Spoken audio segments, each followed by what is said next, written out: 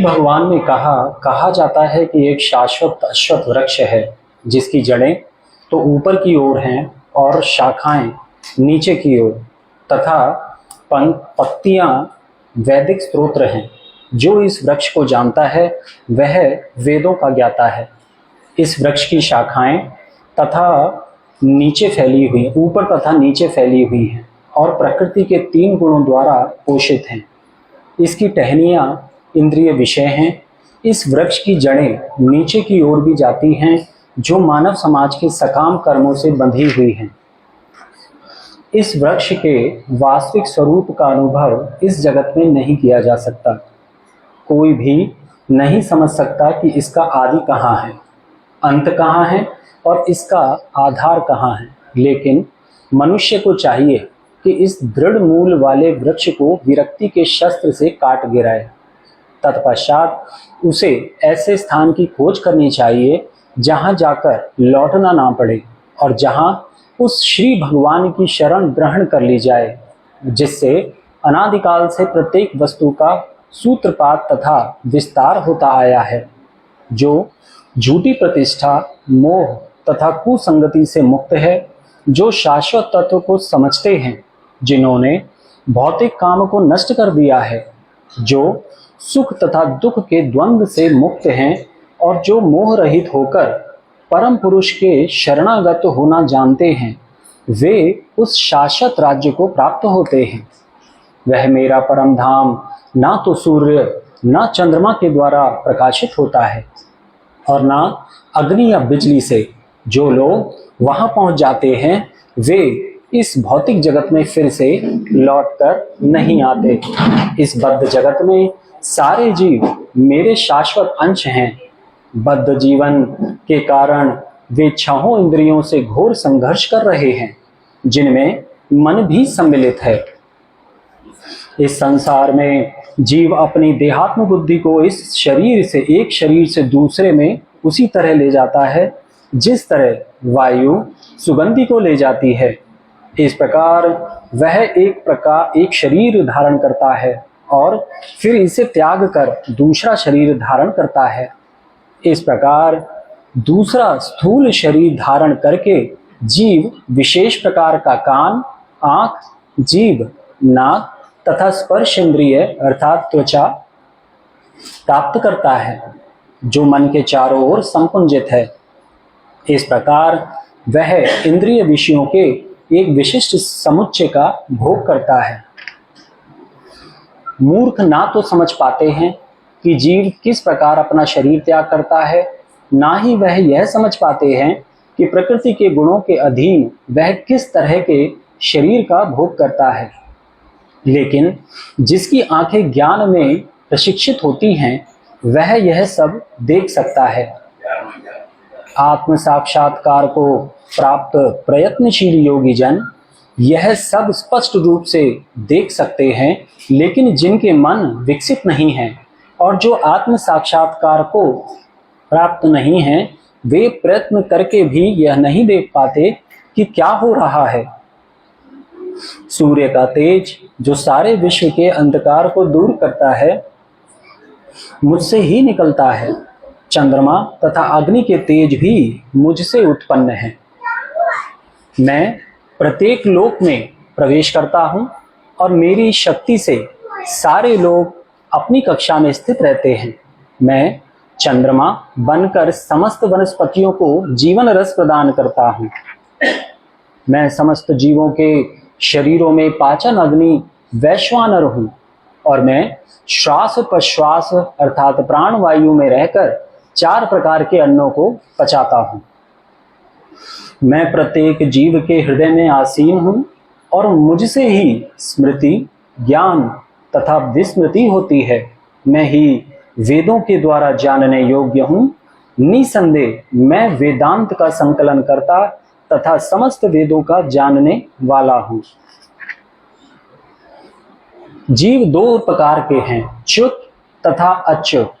भौतिक जगत में प्रत्येक जीव च्युत है अर्थात क्षर होता है और आध्यात्मिक जगत में प्रत्येक जीव अच्युत अर्थात अक्षर कहलाता है। इन दोनों के अतिरिक्त एक परम पुरुष परमात्मा है जो साक्षात अविनाशी भगवान है और जो तीनों लोकों में प्रवेश करके उनका पालन कर रहा है।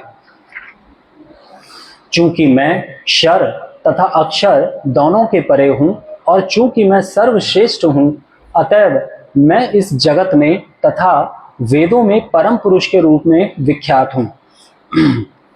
जो कोई भी मुझे संशय रहित होकर पुरुषोत्तम भगवान के रूप में जानता है, वह सब कुछ जानने वाला है। अतएव हे भरतपुत्र, यह व्यक्ति मेरी पूर्ण भक्ति में रत होता है। हे अनग, यह वैदिक शास्त्रों का सर्वाधिक गुप्त अंश है जिसे मैंने अब प्रकट किया है। जो कोई इसे समझता है वह बुद्धिमान हो जाएगा और उसके प्रयास पूर्ण होंगे। हरे कृष्णा। ओम अज्ञानम तिमिरन्धस्य ज्ञानाञ्जन शलाकया चक्षुरुन्मीलितं येन तस्मै श्री गुरुवे नमः। श्री चैतन्य मनोभीष्टं स्थापितं येन भूतले स्वरूपा कदा मह्यं ददाति स्वपदान्तिकम्। वन्देऽहं श्रीगुरून् श्रीयुतपदकमलं श्रीगुरून् वैष्णवांश्च श्रीरूपं साग्रजातं रघुनाथान्वितं तं सजीवं साद्वैतं सावधूतं परिजन संहितं कृष्ण चैतन्य देवं श्रीराधा कृष्ण पादान् सहगण ललिता श्री विशाखान्वितांश्च। नमो विष्णुपदाय कृष्ण पृष्ठाय भूतले श्रीमते भक्ति वेदांत स्वामी नामिने। नमस्ते सरस्वती देवे गौरवाणी प्रचारिणे निर्विशेष शून्यवादी पाश्चात्यदेशितारिणे। हे कृष्ण करुणा सिंधु दीनबंधु जगत्पते गोपेश गोपिका कांत श्री राधा कांत नमस्तुते। तप्त कांचन गौरांगेश्वरी राधे वृंदावनेश्वरी विश्वानुसुते देवी प्रणमामि हरिप्रिये। वाञ्छाकल्पतरुभ्यश्च कृपा सिन्धुभ्यः च पतितानां पावनेभ्यो वैष्णवेभ्यो नमो नमः। जय श्री कृष्ण चैतन्य प्रभु नित्यानंद श्री अद्वैत गदाधर श्रीवासादि गौर भक्त वृंद। हरे कृष्ण कृष्ण कृष्ण हरे हरे, हरे राम राम राम हरे हरे। भगवद्वाणी श्रीमद् भगवद गीता की, पुरुषोत्तम महामहोत्सव की। श्री भगवान उवाच ऊर्ध्वमूलम् अधः शाखम् अश्वत्थं प्राहुः अव्ययम् छन्दांसि यस्य पर्णानि यह तम वेद सह वेदवित्।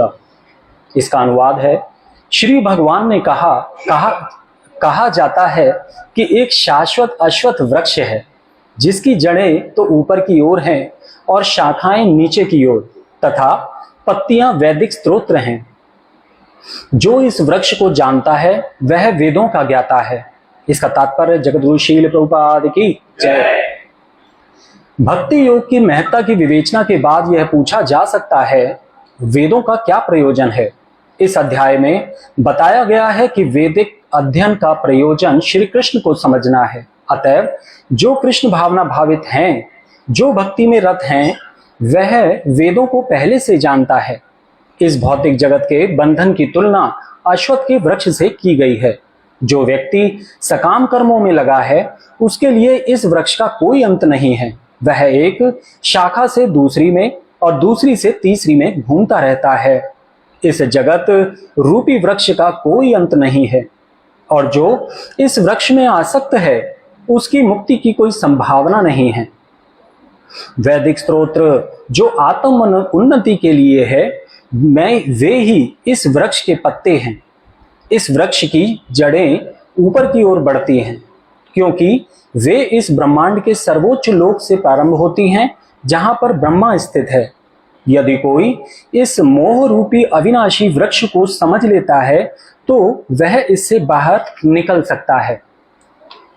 बाहर निकलने की इस विधि को जानना आवश्यक है। पिछले अध्यायों में बताया जा चुका है कि भव बंधन से निकलने की कई विधियां हैं। हम 13वें अध्याय तक यह देख चुके हैं कि भगवत भक्ति ही सर्वोत्कृष्ट विधि है। भक्ति का मूल सिद्धांत है भौतिक कार्यों से विरक्ति तथा श्री भगवान की दिव्य सेवा में अनुरक्ति। इस अध्याय के प्रारंभ में संसार से आसक्ति तोड़ने की विधि का वर्णन हुआ है। इस संसार की जड़ें ऊपर की ओर बढ़ती हैं। इसका अर्थ है कि ब्रह्मांड के सर्वोच्च लोक से पूर्ण भौतिक पदार्थ से यह प्रक्रिया शुरू होती है। वहीं से सारे ब्रह्मांड का विस्तार होता है, जिसमें अनेक लोक उनकी शाखाओं के रूप में होते हैं। उसके फल जीवों के कर्मों के फल के अर्थात धर्म, अर्थ, काम तथा मोक्ष के द्योतक हैं। यद्यपि इस संसार में ऐसे वृक्ष का जिसकी शाखाएं नीचे की ओर हों और जड़ें ऊपर की ओर हों कोई अनुभव नहीं है, किंतु बात कुछ ऐसी ही है। ऐसा वृक्ष जलाशय के निकट पाया जाता है। हम देख सकते हैं जलाशय के तट पर उगे वृक्ष का प्रतिबिंब जल में पड़ता है और उसकी जड़ें ऊपर तथा शाखाएं नीचे की ओर दिखती हैं। दूसरे शब्दों में यह जगत रूपी वृक्ष आध्यात्मिक जगत रूपी वास्तविक वृक्ष का प्रतिबिंब मात्र है। इस आध्यात्मिक जगत का प्रतिबिंब हमारी इच्छाओं में स्थित है। जिस प्रकार वृक्ष का प्रतिबिंब जल में रहता है, इच्छा ही इस प्रतिबिंब भौतिक प्रकाश में वस्तुओं के स्थित होने का कारण है। जो व्यक्ति इस भौतिक जगत से बाहर निकलना चाहता है, उसे वैश्लेषिक अध्ययन के माध्यम से इस वृक्ष को भली भांति जान लेना चाहिए। फिर वह इस वृक्ष से अपना संबंध विच्छेद कर सकता है। यह वृक्ष वास्तविक वृक्ष का प्रतिबिंब होने के कारण वास्तविक प्रतिरूप है। आध्यात्मिक जगत में सब कुछ है। ब्रह्म को निर्विशेषवादी इस भौतिक जगत का मूल मानते हैं और सांख्य दर्शन के अनुसार इसी मूल से पहले प्रकृति, पुरुष तथा तब 3 गुण निकलते हैं और फिर 5 स्थूल तत्व, 5 महाभूत, फिर 10 इंद्रियां, दशेंद्रिय, मन आदि। इस प्रकार वे सारे संसार को 24 तत्वों में विभाजित करते हैं। यदि ब्रह्म समस्त अभिव्यक्तियों का केंद्र है, तो एक प्रकार से यह भौतिक जगत 180 अंश गोलार्ध में है और दूसरे 180 अंश गोलार्ध में आध्यात्मिक जगत है। चूंकि यह भौतिक जगत उल्टा प्रतिबिंब है, अतः आध्यात्मिक जगत में भी इसी प्रकार की विविधता होनी चाहिए। प्रकृति परमेश्वर की बहिरंगा शक्ति है और पुरुष साक्षात परमेश्वर है। इसकी व्याख्या भगवद गीता में हो चुकी है। चूंकि यह अभिव्यक्ति भौतिक है, अतः क्षणिक है। प्रतिबिंब भी क्षणिक होता है, क्योंकि कभी वह दिखता है और कभी नहीं दिखता, परंतु वह स्रोत जहां से यह प्रतिबिंब प्रतिबिंबित होता है शाश्वत है। वास्तविक वृक्ष के भौतिक प्रतिबिंब का विच्छेदन करना होता है। जब कोई कहता है कि अमुक व्यक्ति वेद जानता है, तो इससे समझा जाता है कि वह इस जगत की आसक्ति से विच्छेद करना चाहता है। यदि वह इस विधि को जानता है, तो समझिए कि वह वास्तव में वेदों को जानता है। जो व्यक्ति वेदों के कर्म कांड द्वारा आकृष्ट होता है, वह इस वृक्ष की सुंदर हरी पत्तियों से आकृष्ट होता है। वह वेदों के वास्तविक उद्देश्य को नहीं जानता। वेदों का उद्देश्य श्री भगवान ने स्वयं प्रकट किया है और वह है इस प्रतिबिंब वृक्ष को काटकर आध्यात्मिक जगत के वास्तविक वृक्ष को प्राप्त करना। श्लोक संख्या 2। अधः च ऊर्ध्वं प्रसृताः तस्य शाखाः गुण प्रवृद्धाः विषय प्रवाला अधः च मूलानि अनुसंतातानि कर्म अनुबंधिनी मनुष्य लोके। इस वृक्ष की शाखाएं ऊपर तथा नीचे फैली हुई हैं और प्रकृति के तीनों गुणों द्वारा पोषित हैं। इसकी टहनियां इंद्रिय विषय हैं। इस वृक्ष की जड़ें नीचे की ओर भी हैं, जाती हैं और मानव समाज के सकाम कर्मों में बंधी हुई हैं। इसका तात्पर्य अश्वत्थ वृक्ष की यहाँ और भी व्याख्या की गई है। इसकी शाखाएं चतुर्दिक फैली हुई हैं। निचले भाग में जीवों की विभिन्न योनियां हैं, यथा मनुष्य, पशु, घोड़े, गाय, कुत्ते, बिल्लियां आदि।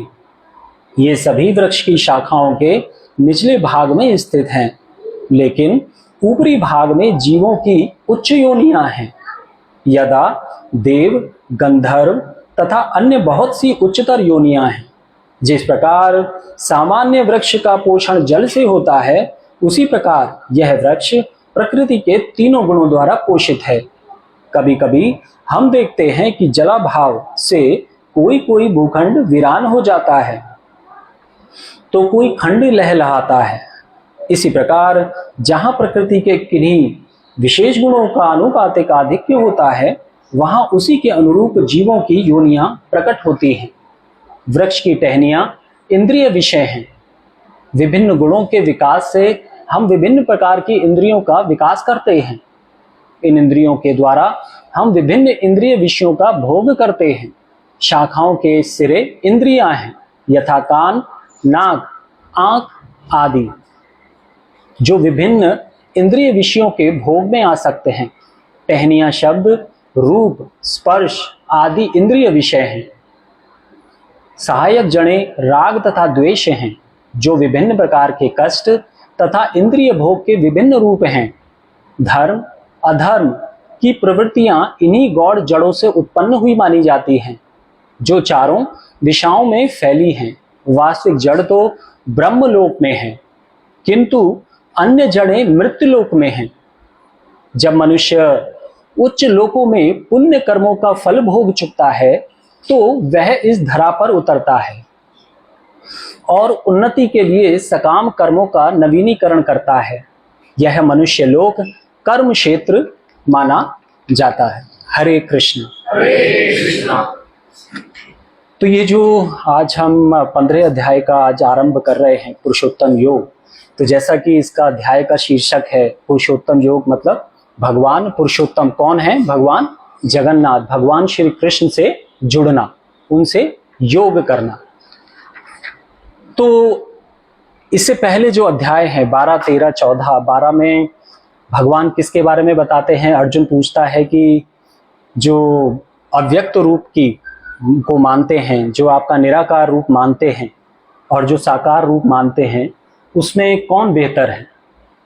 तो भगवान क्या उत्तर देते हैं? बेरोक टोक, एकदम बेहिचक क्या बोलते हैं कि जो मेरी साकार भक्ति करते हैं वो मेरे द्वारा क्या माने जाते हैं, परम सिद्ध माने जाते हैं। और जो मेरे अव्यक्त रूप की अर्चना आराधना करते हैं, उपासना करते हैं, वो प्राप्त तो करते हैं, लेकिन मुझे प्राप्त करने में बड़े कष्ट सहते हैं।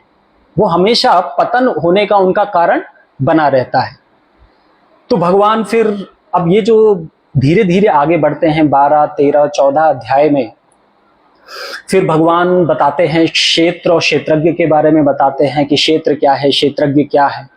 फिर आगे चलते हैं तो फिर भगवान बताते हैं कि कर्म कैसे कर, मुझे मेरा ध्यान कर, मेरे ज्ञान के अनुशीलन में लग, या फिर भक्ति के विधि विधानों का पालन कर, या इतना भी नहीं कर पाता तो हर कर्म को मुझको अर्पित कर दे। कर्म को कर, लेकिन उसके फल की इच्छा मत कर। फिर जब अर्जुन पूछता है कि जीव किस तरह से ये कर्म करता है, तो भगवान उसको बताते हैं कि जो तीनों गुणों से कर्म उत्पन्न होता है, जो जीव का प्रकृति में संलग्न होना है। जीव कहाँ जन्म लेता है? प्रकृति में लेता है। प्रकृति कितने गुणों से बनी हुई है? 3 गुणों से बनी हुई है, रजोगुण, सतोगुण और तमोगुण। जब जीव इनका संसर्ग करता है तो जीव इन्हीं से उद्वेलित होकर या इसी से प्रेरित होकर क्या करता है? कर्म करता है। तो अर्जुन ये पूछ रहा है भगवान से कि ये जो तीनों गुणों से जो आपकी माया है, जो प्रकृति है, इससे बाहर कैसे निकला जाए? कोई तो तरीका होगा। तो भगवान बोलते हैं माम चा यह अव्यभिचारेण भक्ति योगेन सेवते, कि ये जो तीनों गुणों से जो युक्त मेरी माया है, इसको किस तरह से लांगा जा सकता है? मेरी शरण में, मामे ये प्रपद्यन्ते। और यहाँ पे जो बोला यो च माम अव्यभिचारेण भक्ति योगेन सेवते, इसमें क्या बोल रहे हैं भगवान? अव्यभिचारेण। व्यभिचारेण क्या कहलाता है? कि जो आपका रक्षक है, जो आपको जिसने उत्पन्न किया है, जो आपको मेंटेन कर रहा है, उसको छोड़कर आप कहीं और चले जाएं। इसको हम इस परिप्रेक्ष्य में ज्यादा अच्छे से समझ सकते हैं, जैसे स्त्री को बोला जाता है। हालांकि ये एक हल्का एग्जाम्पल है कि जिस तरह से स्त्री अपने पति के रहते हुए भी पति को ना मान के किसी और का चिंतन करे, किसी और की देखरेख करे तो उसको क्या बोला जाता है? व्यभिचार बोला जाता है। और अव्यभिचार का मतलब है कि केवल एक। अब हम लोग ये समझते हैं कि जैसे भगवान बोलते हैं कि ये अपि अन्य देवता भक्ता, बोलते हैं ना भगवान 9वें अध्याय में कि जितने भी देवी देवता हैं उनकी अगर शरण में हमें नहीं जाना चाहिए। अव्यभिचारिण का मतलब क्या है? केवल कृष्ण, मैं और मेरे कृष्ण। क्योंकि भगवान ने ही भगवद गीता में बोला है अहम जगतो माता धाता पितामहस्य, किसी और देवी देवता ने नहीं बोला। तो केवल मेरे पिता, मेरी माता, मेरे पालनहार कौन है? भगवान श्री कृष्ण है। लेकिन अगर मैं भगवान श्री कृष्ण को छोड़कर अगर मैं कहीं इधर उधर देवी देवताओं के चक्कर में जाता हूं तो वो क्या है? कौन सी भक्ति है? व्यभिचारेण भक्ति। और अव्यभिचारेण का मतलब है केवल और केवल मेरे कृष्ण। फिर अर्जुन ये प्रश्न करता है कि इन तीनों को, ये तीन गुण कैसे जीव को प्रभावित करते हैं? हम जीव इस संसार में आए हैं तो ये तीनों गुण किस तरह से प्रभावित करते हैं? तो फिर भगवान ये पुरुषोत्तम योग में जो 20 श्लोक बोले हैं, इस श्लोक में केवल भगवान ही नहीं बोला है और किसी ने नहीं बोला। अर्जुन ने इस श्लोक में नहीं बोला, केवल भगवान ने बोला है। तो भगवान यहां पर एक उदाहरण दे रहे हैं कि जीव इस संसार में, इस माया में किस तरह से लिप्त है। अब भगवान ने 10वें अध्याय के 26वें श्लोक में बोला, अश्वत्थ सर्व वृक्षाणाम, मैं ही क्या हूं? वृक्षों में अश्वत्थ वृक्ष हूं। अब अश्वत्थ वृक्ष कैसा है, ये सांकेतिक रूप से बताया है भगवान श्री कृष्ण ने, हम लोगों को बताया है कि जीव इस संसार में किस तरह से लिप्त हो रखा है। और क्योंकि लिप्त हो रखा है तो उसको काटने का भी साधन उसको पता होना चाहिए। जैसे इस श्लोक में जो 2 श्लोक हमने पढ़े, उन श्लोकों में एक वृक्ष जो अश्वत्थ वृक्ष बोला गया है, ये लगभग पीपल के वृक्ष के बारे में बताया गया है। कुछ लोग इसको बरगद का वृक्ष बोलते हैं, लेकिन ये पीपल का वृक्ष है। बरगद का वृक्ष जो होता है उसकी कुछ टहनियां धरती में घुस जाती हैं, क्योंकि वो उसकी जो टहनियां हैं वो इतनी ज्यादा लटकती हैं कि वो अंदर भी चली जाती हैं। तो यहां पे मना किया गया है, यहां पर क्या बोला गया है कि जिसकी, यहां पर अश्वत्थ वृक्ष से मतलब है पीपल का। और पीपल में भी पत्तों का वर्णन किया गया है। पत्तों का क्या बताया गया है? वैदिक स्रोत्र बताया गया है। तो जीव इस संसार में अगर हम सोचे तो जो सामान्यतया जो वृक्ष है वो कैसा होता है कि नीचे जड़ होती है और ऊपर पत्ते और टहनियां और शाखाएं होती हैं। लेकिन ये जिस अश्वत्थ वृक्ष की बात कर रहे हैं उसके प्रतिबिंब की बात हो रही है। जो वृक्ष है वो आध्यात्मिक जगत में है, लेकिन उसका जो प्रतिबिंब है उसकी यहाँ पर चर्चा की गई है। और उदाहरण के तौर पर कहा गया है कि अगर हम नदी के तट पर जाएं और अगर वहां पर कोई विशाल वृक्ष हो तो जो उस विशाल वृक्ष का जो प्रतिबिंब है उसमें क्या पाएंगे? उसमें हम ये पाएंगे कि जो उसकी जो जड़ें हैं वो तो ऊपर की ओर हैं। यहां पर श्लोक में बोला गया है ऊर्ध्व मूलम, जिसका मूल कैसा है? ऊपर है। और नॉर्मली क्या होता है, साधारणतया जो वृक्ष होता है उसकी जड़ें नीचे की ओर होती है, लेकिन ये जिस वृक्ष की बात हो रही है उसमें जड़ें ऊपर की ओर हैं। अब ऊपर की ओर जो जड़ें हैं उससे क्या सांकेतिक रूप से सिद्ध होता है? जो ऊपर के लोक हैं। सबसे ऊपर कौन सा लोक है इस ब्रह्मांड में? ब्रह्मलोक है। लेकिन ब्रह्मा जी भी जिनसे उत्पन्न हुए हैं वो कौन है? गर्भोदकशाही विष्णु है। तो सबसे ऊपर जो मूल में है वो कौन है? भगवान विष्णु है, भगवान कृष्ण है। और उसके बाद ब्रह्मलोक है। फिर ब्रह्मलोक से फिर नीचे शाखाएं निकलती हैं, वो शाखाएं और लोगों को सांकेतिक करती हैं। और फिर उन शाखाओं से जो टहनियां निकलती हैं वो क्या है? इंद्रिय विषय हैं। और जो उन इंद्रियों के जो सिरे हैं वो क्या है? इंद्रियां हैं। तो ये पूरा का पूरा जो वृक्ष है इसको सांकेतिक रूप से बताया गया है कि ये जो पूरा वृक्ष है ये संसार का मोह रूप है। ये मोह रूपी संसार का एक चित्रण है जिसमें भगवान सबसे ऊपर है, मूल में है। उसके बाद भगवान की सृष्टि है, क्योंकि ब्रह्मा जी भी भगवान की ही सृष्टि है। तो इस श्लोक, ये जो श्लोक है इसमें बताया गया कि कहां पर जीव, अब यहां पर बताया गया कि जीव पत्तों से आकर्षित होते हैं। और पत्तों को क्या बताया गया? वैदिक स्तोत्र बताया गया। वैदिक स्रोतों से जीव क्या सीख रहा है? कर्मकांड सीख रहा है। जैसे लाख श्लोक हैं अगर इसमें वेदों में, तो 80,000 श्लोक तो लगभग कर्मकांडी हैं। कर्मकांडी मतलब कि तीर्थों में चले जाओ, गंगा में नहा लो, उसको दान कर दो, इसको ये दे दो, मतलब कर्मकांड मतलब अच्छे पुण्य कमाना। तो जो जीव है वो किससे आकर्षित हो रहा है? वेदों से आकर्षित हो रहा है, लेकिन वेदों से सीख क्या रहा है? कर्मकांड। जबकि वेदों को जानने का असली जो उसका तात्पर्य है, जो उसका अर्थ है, जो उसका प्रयोजन है वेदों का, वो क्या है? भगवान को जानना। लेकिन जीव जान नहीं रहा है, बल्कि वेदों की ऋचाओं का, स्रोत का पाठ कर कर पढ़कर क्या कर रहा है? कर्म कांड कर रहा है। और कर्म कांड करने से वो ये जो वृक्ष है, इसमें एक टहनी से दूसरी टहनी पर विचरण कर रहा है। विचरण करने का तात्पर्य यहां पर यह है कि एक योनि से दूसरी योनि में विचरण कर रहा है। इस पेड़ से बाहर नहीं निकल रहा, इस वृक्ष से बाहर नहीं निकल रहा, ना वो इससे निकलने का प्रयास कर रहा है। वो क्या कर रहा है कि इसी वृक्ष में कभी इस टहनी पर, कभी उस टहनी पर, कभी इस परिवार में, कभी उस योनि में जन्म लेते चले जा रहा है, लेकिन इससे बाहर निकलने का प्रयास नहीं कर रहा। तो इससे बाहर निकलने का प्रयास कैसे होगा? केवल और केवल भक्ति के द्वारा। जब अर्जुन बोलता है ना 34वें श्लोक में 6ठे अध्याय के, चंचलाई मना कृष्णा प्रमाति बलवत दृढ़म तस्मात् निग्रहम मन्यम वायुरेव सुदुष्करम। हे कृष्ण, आपने इतने सुंदर नदी, नाले, पहाड़, स्त्री, पुरुष ये सब बना डाले, और अब आप मेरे को बोल रहे हो कि अपने मन को नियंत्रण में कर ले। लेकिन ये मन को नियंत्रण में तो किया ही नहीं जा सकता, ये तो वायु से भी ज्यादा दुष्कर है इसको नियंत्रण में करना। तो भगवान बोलते हैं कि असंशयम महाबाहो दुर्निग्रहम मनम चलम। मैं मानता हूं कि इस मन को निग्रह करना बड़ा मुश्किल है, लेकिन कैसे किया जा सकता है निग्रह? अभ्यासेन तु कौन्तेय वैराग्यम च ग्रहति। तू वैराग्य से ये जो पूरा का जो पूरा वृक्ष है, भगवान ने देखिए कि पूरे भगवत गीता में और भागवतम में कहीं पर संसार को समुद्र बताया है, या फिर भगवान के भक्तों ने इस संसार को समुद्र बताया है। कहीं इस भगवत गीता में भगवान इस संसार को क्या बता रहे हैं? जेल बता रहे हैं, दुखालयम अशाश्वतम बता रहे हैं। लेकिन इस श्लोक में भगवान ने संसार, जो मोह रूपी संसार है, उसको क्या बताया? वृक्ष बताया। क्यों? क्योंकि समुद्र और जेल को काटा नहीं जा सकता, वृक्ष को काटा जा सकता है।